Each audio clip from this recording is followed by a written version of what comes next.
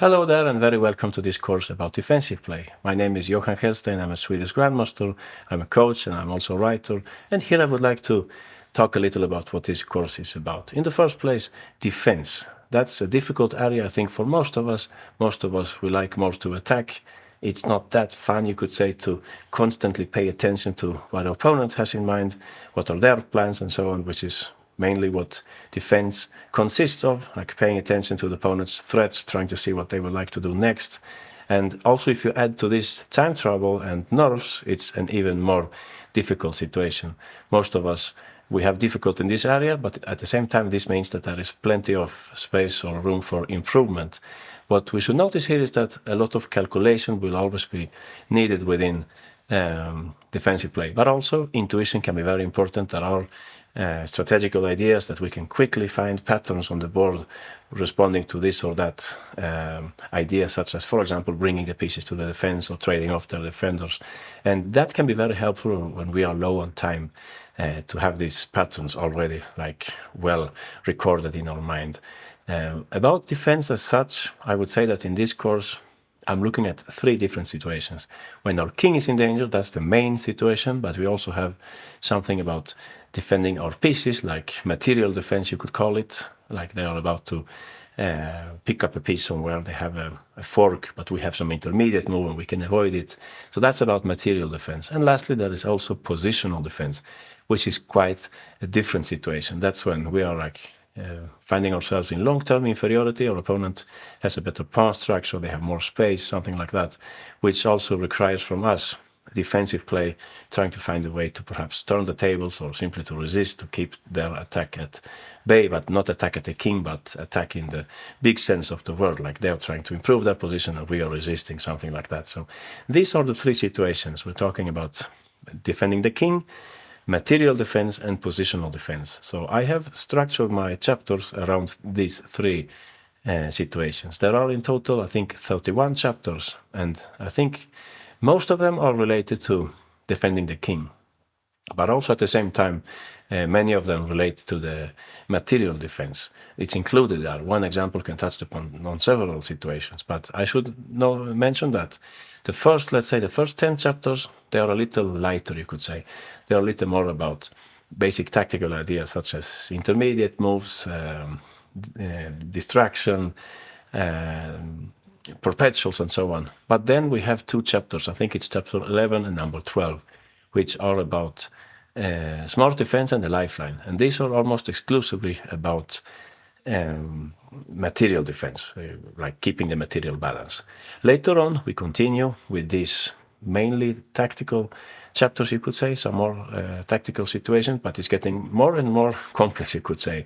For example, the process of elimination. We have also heroic defense, which is a very tough topic, and so on. And later in chapter 18 and 19, I actually cover what is attacking play. I wanted to add also something about attacking play. It's good to place ourselves in the opponent's seat also to see what they have in mind, to learn the enemy, so to speak. So chapter 18 and 19 are about attacking play, and this will actually also be helpful later on when we look at counterattacks. So we can definitely understand more about how we should conduct an attack, which are the tools and methods for the attacking player, so to speak. Later on, starting from chapter 20, we will come to the more, you could say, the more strategical chapters. We'll talk about typical strategical ideas within defensive play, such as mobilization, the blockade, trading off enemy, attacking pieces, and so on.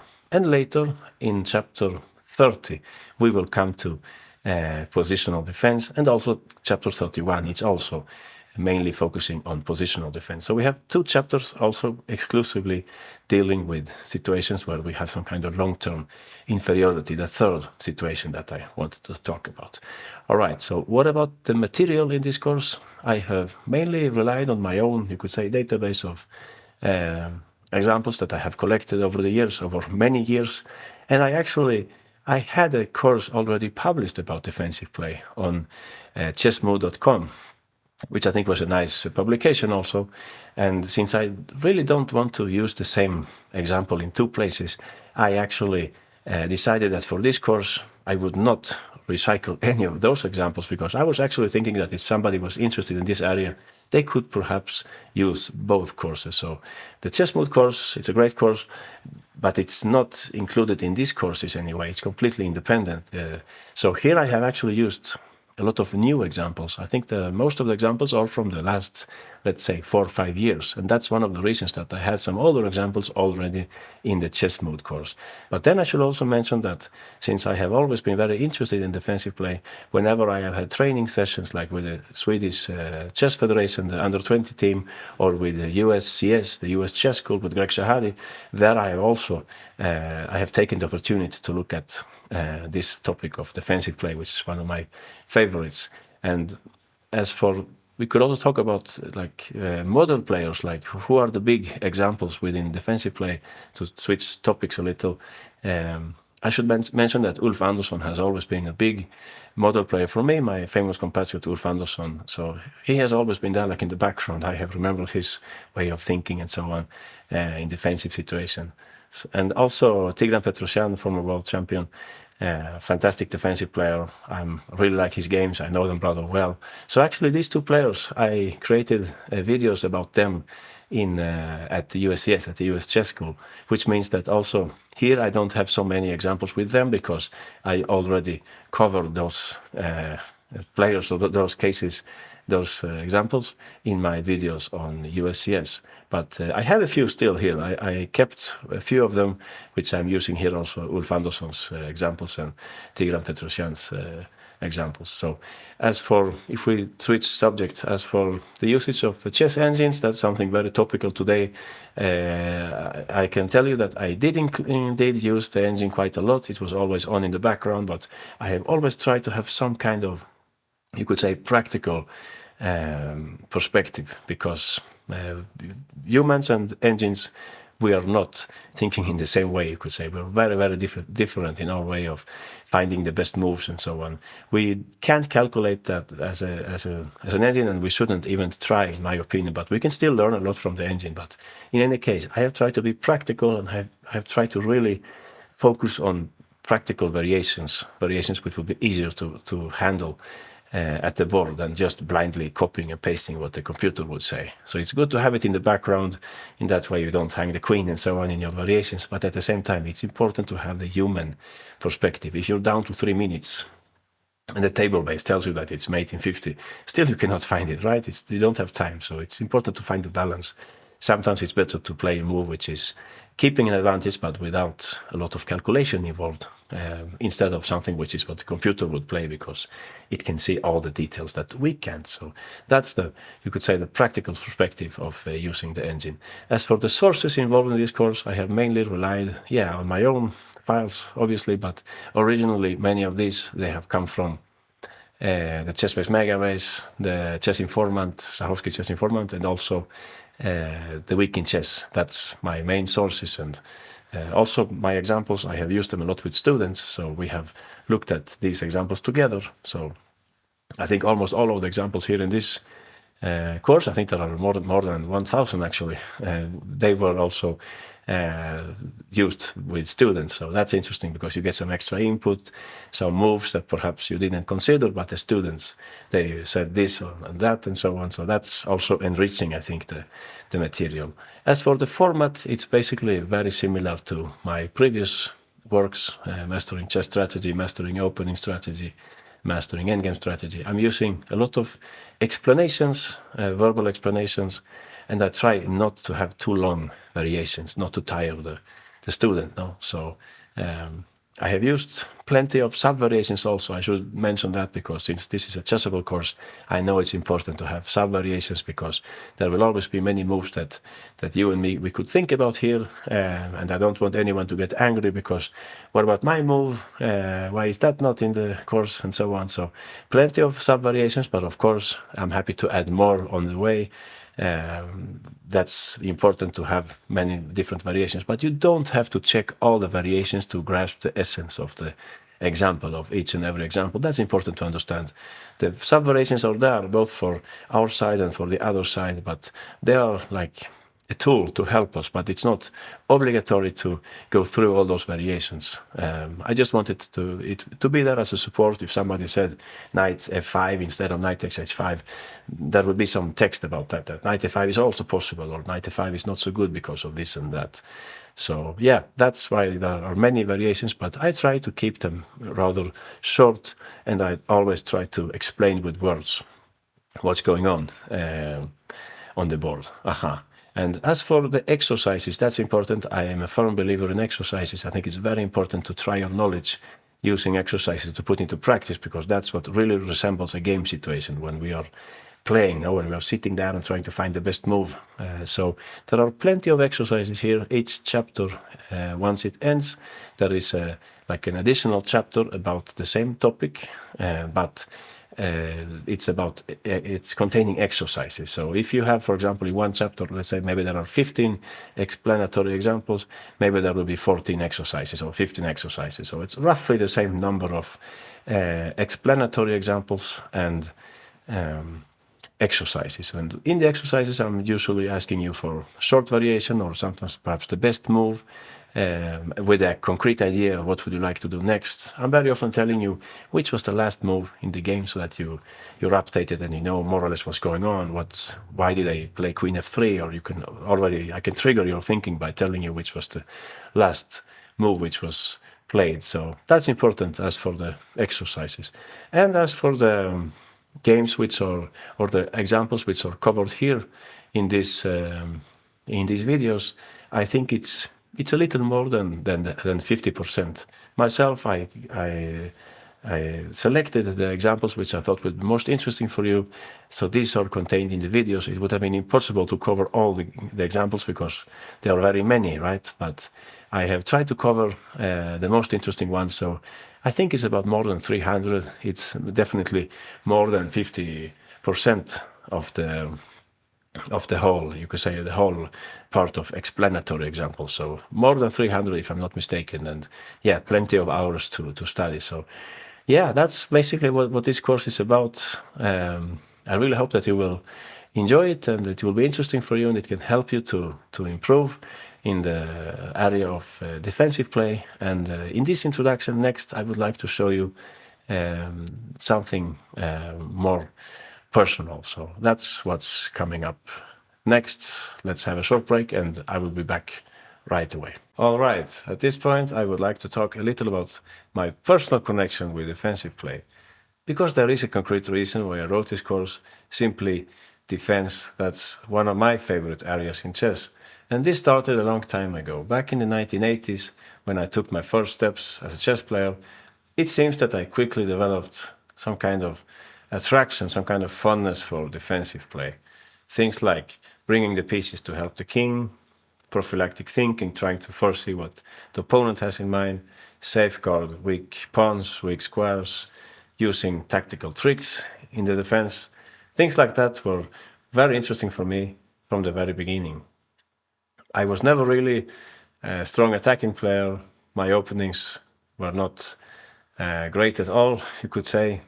Endgames was another area where I was not really skilled, but in defensive situations I would usually do rather well. I found it really interesting, this part of the game. And I'm not sure how this happened. Why did I have this kind of style? It's not clear to me. One possible explanation is that Ulf Andersson, my famous compatriot, Swedish grandmaster, one of the world's best players back in the 1980s, he was a big example for all of us, like a model player for any Swedish chess player. And I think his style, he's well known as an endgame expert, but also as a fantastic defensive player. I think that might have something to do with it. In any case, I would like to show you a few games from back then, back in the 1980s and 1990s, where I managed to find good solutions in defensive situations, so to speak. So let's start with the first game here. This was played back in 1989 in the Swedish Team Cadet Championship. I was playing with the black pieces and Playing white was Jesper Hamark, strong player back then, and also today strong player. FIDE Master, I think, rated about 2350. I played a Caro-Kann with black, and we had arrived at this position. My opponent Hamark has just played the move knight e5. Typical move, centralizing the knight. We can see that white has the bishop pair. It's a hanging pawns structure, which usually means that there is a great scope for attacking play for white. So there is one thing that I would like to stress, to single out from the very beginning here, and it's that when we are considering defensive situation, we should get used to checking the balance or the imbalance between attacking and defending pieces. So let's give it a try. If we look at the white pieces which are involved in the potential attack at black's king, we can easily see that we have the knight on e5, we have the two bishops and the queen. They're all already, you could say, directed at black's king. And that's not enough. We also have the rook on d1, which is ready at some point to join the action by means of a rook lift. If we now check black's pieces, we can see that there aren't that many pieces on the king side helping the king. We can see that, for example, the knight on a5 and the bishop on b7, they are busy doing other things. The bishop is, of course, great along the long diagonal, but it's not really helping the defense. The same goes for the knight. It has some interesting prospect of settling on c4 or blockading square at some point, but it's also far away from the king side. So basically the main defender here is the knight on f6. And it's also, of course, worrying for black that we have this pin on the h4 d8 diagonal. Black doesn't have a bishop on e7. That would have been great, of course. And the knight, as we were saying, it's far away. It would have been much better, perhaps, to have it a bit closer to the other knights. Okay, so what to do at this point? Another thing that we should get used to is trying to identify the opponent's plan, the opponent's intention. Actually, the first chapter in this course about detecting the threat, it's connected to this kind of thinking. If we flip the board, this will give us a chance to understand what white is up to here. Let's see if we can understand that. They played knight e5, a nice centralizing move. Is there any concrete threat? Well, like we were saying, the pin is troublesome for black. The knight is a main defender in this position, so quickly we notice that white would like to trade off that knight. Probably not like this. There are some interesting complications. If white takes, black takes back, white plays knight e7. At that point, white will be carrying out a fork against the queen and the rook, right? On the other hand, if we play just a random move here, let's say rook takes e3, and white carries out this idea, I just wanted to show you that there is a solution for black here. Black can rely on a counter threat. Of course, queen g5, we are now threatening mate in 1, and this would give black considerable counterplay. It's possible to analyze this position until the very end, perhaps. You can see that white has a smart way of defending the mate. Again, relying on the counter threat. Of course, we can play here the move f4. The clever move will giving away a pawn in order to safeguard the pawn. But still, after queen takes f4, knight takes f8, king takes f8, I would say the position is rather unclear. I'm not sure that black is any worse here. Material is about equal, and black is rather active. So this shows us that probably taking on f6 and playing knight e7, that's not white's main threat. Instead, what they would like to do here, they would like to trade off this knight on f6. And that could be done by means of the move knight g4. So if black, for example, takes this pawn on c3, knight g4 will be very dangerous for black. As you can see, white is about to take on f6, either with the bishop or with the knight.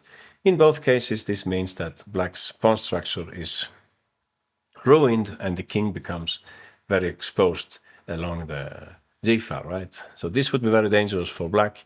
It's better to avoid this. By now, I think I'm talking so much that you have probably already noticed which is black's best move. Of course, we can rely on a counterattack, which will help us to unpin the knight. You're completely right. Black's best move here, queen d5. As simple as that. We're threatening mate in 1, but this is not really an attacking move.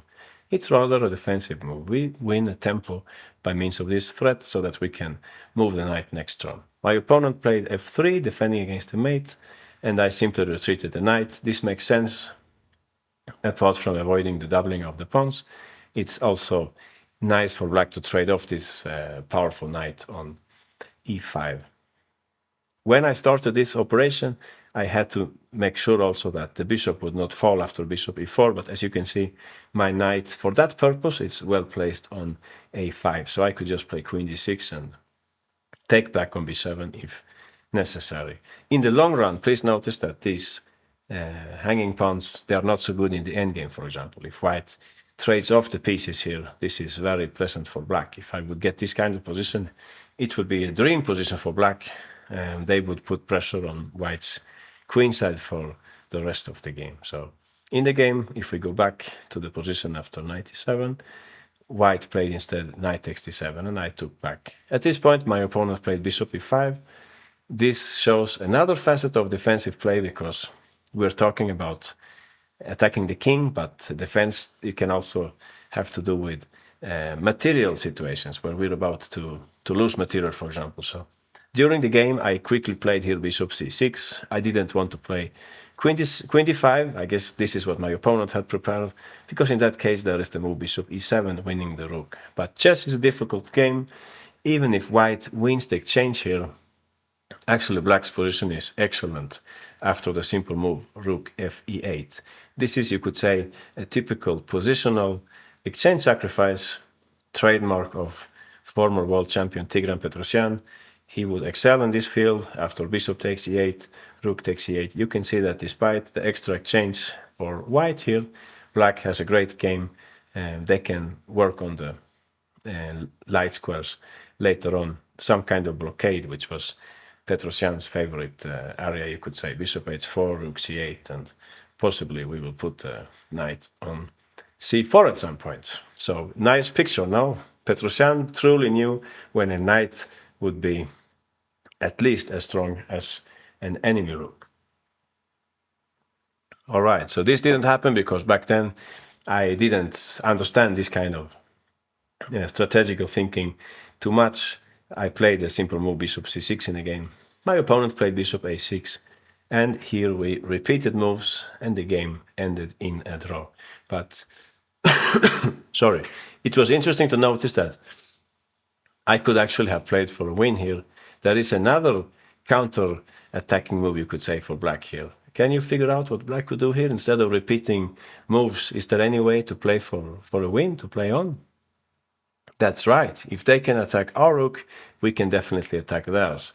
So we could have played something like rook c7. I didn't like this in the game, of course, due to bishop g3. But here we can play bishop a4. So we're doing the same thing as our opponent now, attacking their rook. And at the same time, we are vacating some squares for our rook. So black would probably be not worse in this position. It's a nice position to play against the opponent's hanging pawns when there are not so many pieces around on the board. But okay, that's a different story. Main thing to understand from this example is that sometimes we can use counter threats. By the way, it's the topic of chapter 3 in this course. We can use counter threats to solve defensive problems, so to speak. Queen d5, simple but very strong. We threaten mate and we get ready to play knight d7. All right, let's move on. Let's take another example. Our next game was played a few years later. I had already become a little stronger than the previous game. At this point, I was hunting my first IM Norm Open tournament in Germany. Last round game, I had a difficult pairing. I was facing Grandmaster Aloisas Kveinis from Lithuania, experienced Grandmaster, and the game didn't go that well for me. The opening didn't go that well. Again, a Caro-Kann. He got the bishop pair. You can see white has a very strong bishop on d6, which makes it impossible for me to fight for the open f-file as I would like. And you can also spot some kind of problem for black along the 8th rank. If I take on f2, you can see this rook is hanging. If I take on f2, he'll take back with a queen, and you can see that there is the threat of mate. So there are some things for me to look out for here.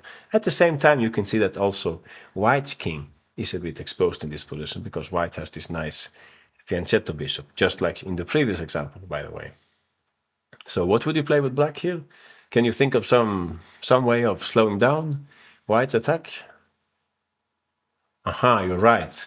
If we could somehow block the f-file, that would make it more difficult for white to attack. So I played at this point the move rook f5. Of course, white cannot take twice on f5. If they do that, they lose the bishop on d1, right? Because the rook is connected to this piece.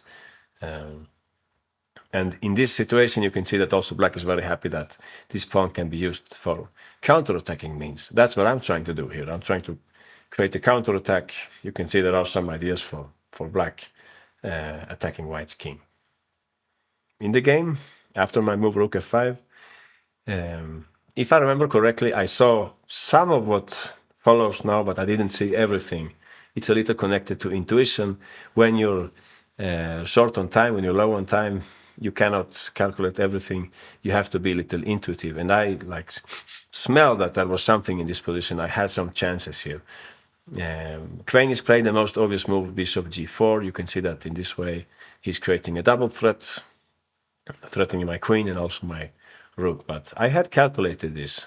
I played at this point queen takes f1. All right.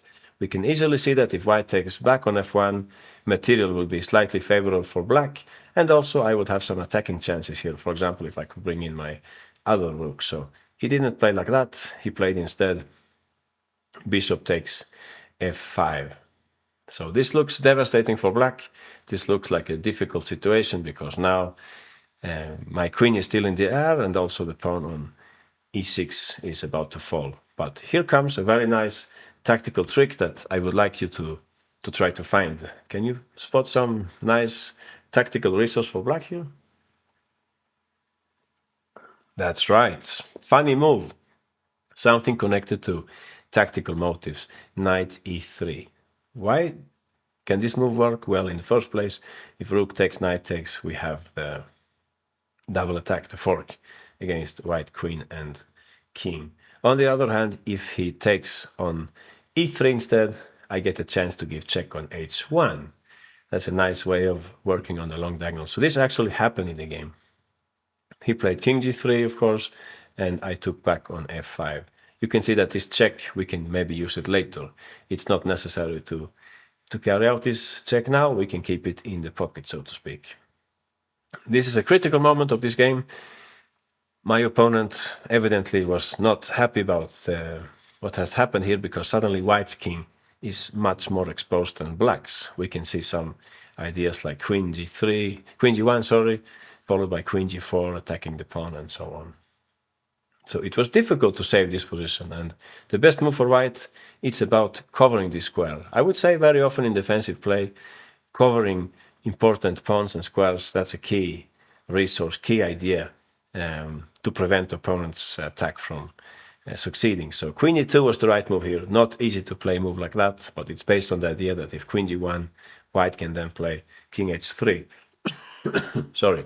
And there is no check on g4. I mean, we have the square controlled.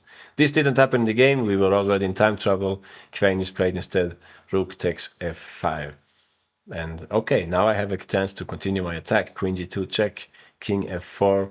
And well, I needed only draw to make my last IM norm. And I don't think I thought too much about my next move here. I simply continued to give checks. And after king g4, queen g2, the game was a draw. We later analyzed this position. We were both happy about the result, I think, because I got my norm and white saved the draw. They were actually lost here. So what do you think? What do you think black should play at this point? Well, there is a slogan. They say, all the friends to the party, or everybody to the party, and that applies here. There is one piece missing in black's attack. We're speaking attacking logic now. Of course, rook c8 was very strong, bringing in the rook also. This would be very difficult for white to save this position, but okay, I was too focused on making a draw that day. Anyway, back to the beginning here. I played this move rook f5, trying to slow down my opponent's attack.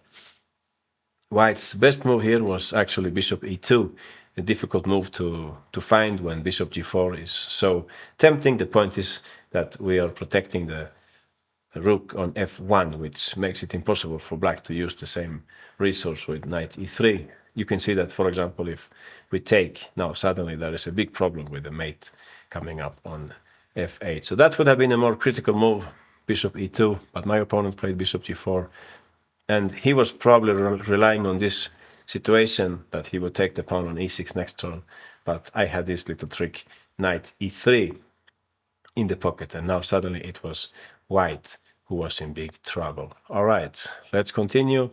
Our next example, it's from a few years later, again in Germany.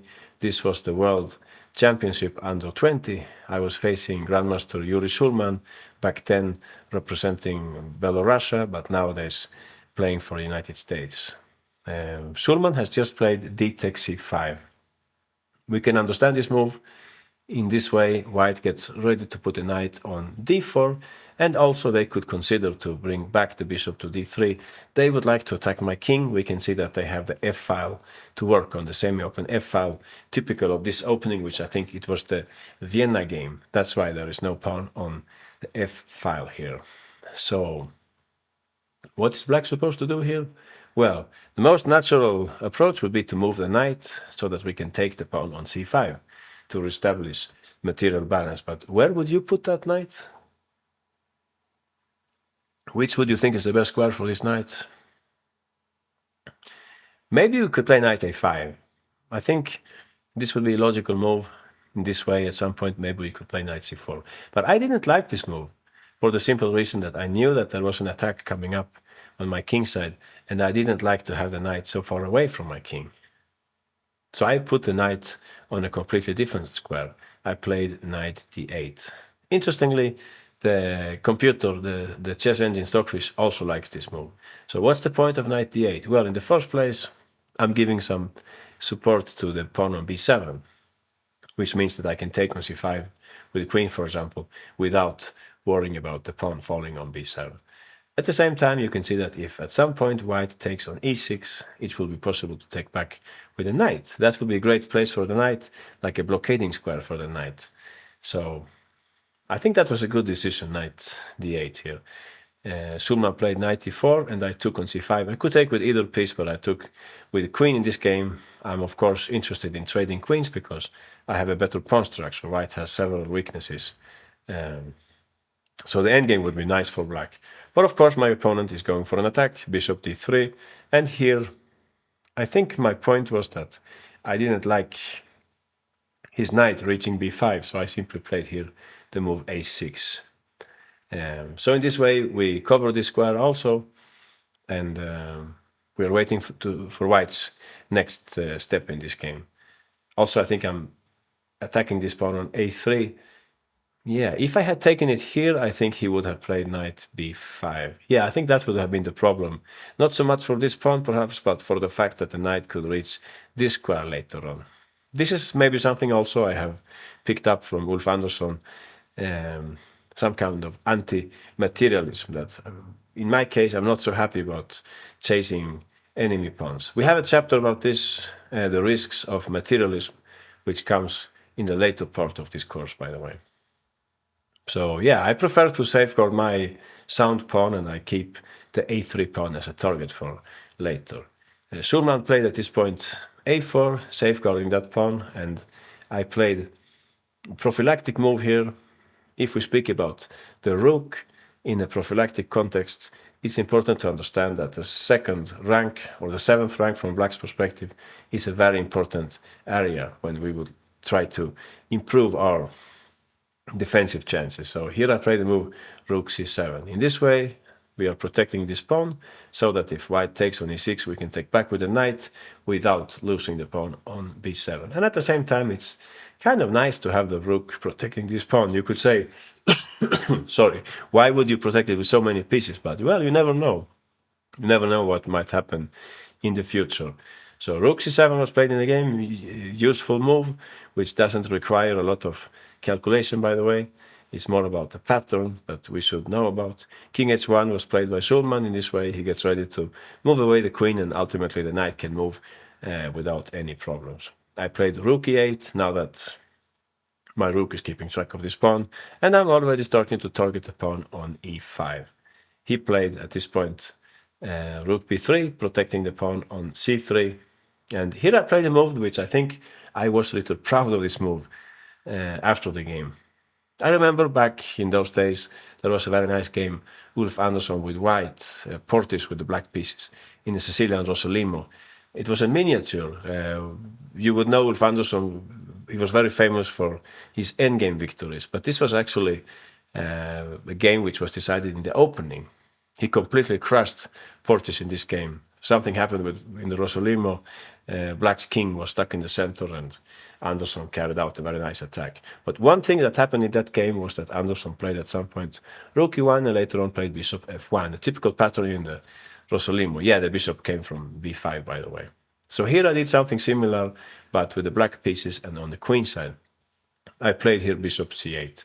So looks funny to go back with the bishop to its original square, but it's actually a very useful move because in this way I give the pawn some further protection and also I get ready to attack this pawn on e5. So I think that was a nice arrangement, typical in some openings like, for example, the Sicilian Rossolimo. White played queen f4, they don't want to lose track of that pawn. I put my rook on e7, now it's difficult for white to defend this pawn. You can see that the rook on b3 is a little offside also. Knight f5, Schulman goes all in. And here I made a mistake. Sometimes we should be brave, but okay, you have to support it by precise calculation. I went for safety first and I just took that knight. But on this occasion, it was actually better to be a little greedy. There was a tactical detail that I had missed here, because I calculated this during the game. I have this in my old notes also, that white is sacrificing a knight in order to start a very strong attack. I didn't like this position, but I missed one thing. If you look very carefully, you can see that white's first rank is a bit weak since the rook left b1. So how could black exploit this situation to their favor for defensive purposes? We have a chapter about this, by the way. It's called the back rank, I think. Chapter 4, probably, yeah. Or maybe it was 5. We can sometimes use the opponent's back rank for defensive purposes. And here we have an example. Yeah, I'm talking so much that you have already noticed the right move. Of course, bishop f5. Very nice in this way. They can forget about any checks on h7, and they can definitely not take twice on f5, because in that case, as you can see, they get mated. Yeah, this is a little detail that unfortunately I did not see during the game. So they would have to play something else after knight f5, rook takes e5, but then I would have an extra pawn, and also I would be ready to play rook e1, defensive exchanges, trying to trade off the attacking rook. But okay, you could also say aggressive exchanges, because it's a defending rook also. In any case, we're happy to trade pieces here because they are attacking us and we have an extra pawn. In the game instead, I played bishop takes f5, and the game was about equal here after queen takes g6, queen f4. The game later on ended in a draw, but still, even if I don't have much of an advantage anymore, I like my knight on d8. I think this is like a goalkeeper. It's keeping track of everything. So that's a little about prophylactic thinking. That's what happened in this game. Yeah, we can play out the last moves here. King h7, protecting the pawn on h6. Queen d4, of course, we should not trade queens, because in that case, white's pawn structure is improving quite a lot. So I played knight e6 instead. If they want to trade, we will trade on my terms, so to speak. Schulman didn't want to trade, of course, in that case. He's running into troubles now with so many weaknesses. He played instead, of course, queen g4. Makes perfect sense when you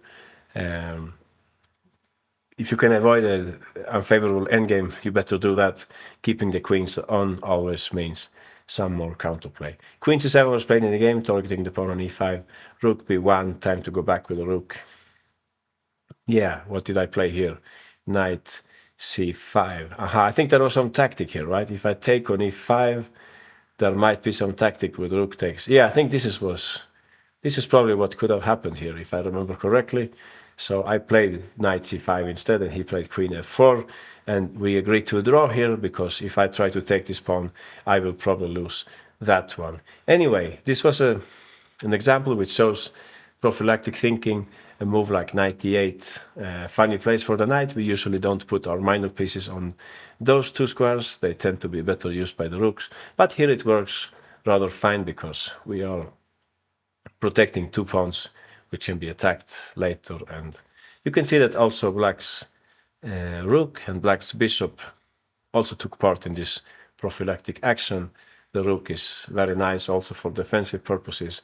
And finally is the bishop, which joins this little prophylactic festival with bishop c8, getting ready for rook ce7. Yeah, this is my kind of play, you could say. Maybe it doesn't seem that impressive, but it helps to make our position more stable, more resistant. All right, time to have a look at the last example. So far, we have seen examples where our king was in some kind of trouble, more or less. Our last example is about a different kind of defensive situation. Here it's about positional defense. And that means that our opponent has something to their favor in positional terms. We can speak about, like here, bishop pair. It could be some weakness in our camp. Maybe they have more space, like long-term factors which speak against us. So how can we defend such positions? Well, we will come to this later in this course in chapter 30, I think. We will come to this topic of positional defense, but here I would like to show you just one little example on this topic. I'm playing with the black pieces. This was from the Chess Olympiad in Yerevan, Armenia, back in 1996. Fantastic experience, because in the evenings we would go over the games in the Swedish team, and Ulf Andersson was there. So that was a fantastic experience for me to see Ulf in action, analyzing. He would see basically everything much faster than the rest of us, and he would give his opinions, his impressions on this or that move. Sometimes his own games would not last too long, but then he would have more energy for analyzing the other games. So this was played in the match Sweden versus Romania.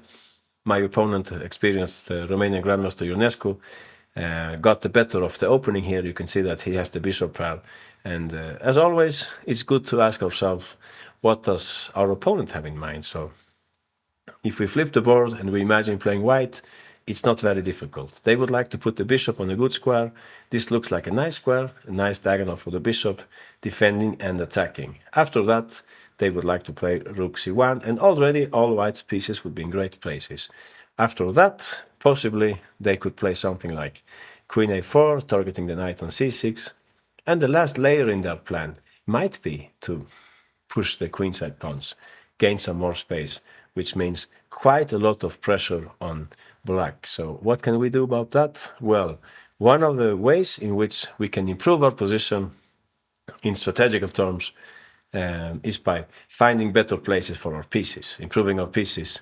I talked about this in Mastering Chess Strategy, by the way. And at this point, black's best move is something about the bishop on e7. So if we consider that white would very much like to play bishop e3 and rook c1, what do you think black should play here? Well, I think I gave too many hints already. Of course, bishop c5, that's a very nice move here, because not only are we targeting the pawn on f2, we're also making sure that if white plays bishop e3, we can then eliminate their bishop pair, which is one of their main assets here. So in this case, after black takes on e3, it would be time to get the queen off the 8th rank so that the rook can come out. This would be a good place for the queen, probably. And we could try to bring a rook to e8, and hopefully one day even something like rook e2. Please notice that if white takes on c6 at any moment, it's true that we have a few weaknesses, but at the same time, the fact that there are only heavy pieces left on the board means that black's defending task is somewhat simpler. That you can imagine some rook endgame perhaps coming up later on in this game. So this will be okay for black, much better than if white still had the bishops on the board, of course. So bishop c5, and what Ulf Andersson said in the night, I remember he said, now you can fight. That's what he said to me in Swedish. Now you can fight. Now black can fight after this move, bishop c5. So nice to have Ulf's approbation here. In the game, Ionescu played bishop f4. and I played quickly bishop b6, so that I safeguard the pawn on b7, and I get ready to bring my queen somewhere to the king side, because that's where my action is, right? I'm trying to create some threats on white's king side. White played here rook c1. Another move that I had to consider here was bishop d6, which looks troublesome for black at the first sight, because if the rook moves, then the pawn on f7 falls. But as we talked about previously, tactics is almost always present in the defensive battle. Here you can see that black has an intermediate move. So what would you play here with the black pieces? That's right. Before moving the rook, we can insert a counter threat here. Exactly, knight d4. That's a great move, because now when the white queen moves, it will not attack the pawn on f7 anymore, so we would be ready to play something like rook e8. And I don't think black is worse here, because this is a great knight. Even though white has the bishop pair and so on, black looks fairly active here. In the game, Ionescu played rook c1, and I hurried to play the move queen f5. So again, something about intuition. I knew that in similar spirit to active defense in the endgame, very often it makes sense to give up something in order to activate your pieces. In this case, I'm happy to give up a pawn on c6 if that means that I can eliminate his strong fianchetto bishop. So don't be too, what can I say, materialistic in the defense. Don't hang on to your pawns too much if that means ending up in a passive position. It's better to give up something, but obtain some kind of counterplay. So queen f5, good move here after bishop takes, pawn takes, rook takes. White is a pawn up, but you can see that now that their fianchetto bishop is gone, the king is not that safe anymore. I quickly put the rook on e8. Which rook should go to e8? What will be your opinion on this? Which rook is best suited for seizing the open file? I think so too.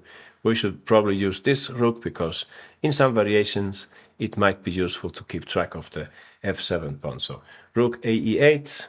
My opponent played here queen c2. Of course, no trade of queens at this point of the battle. We're a pawn down and we're trying to create counter threats. So you can guess where that queen should go. Of course, we should work on the light squares now that there is no white bishop anymore. Queen h5, good move. We are getting ready to play rook e2. So black has quite nice compensation here, and I later on, well, some other things happened in this game. It was not clear-cut, not at all, but I later on managed to make a draw. So actually, also this game ended in a draw, but it was a hard-fought draw, definitely. So what we have seen here is that black was having long-term problems here.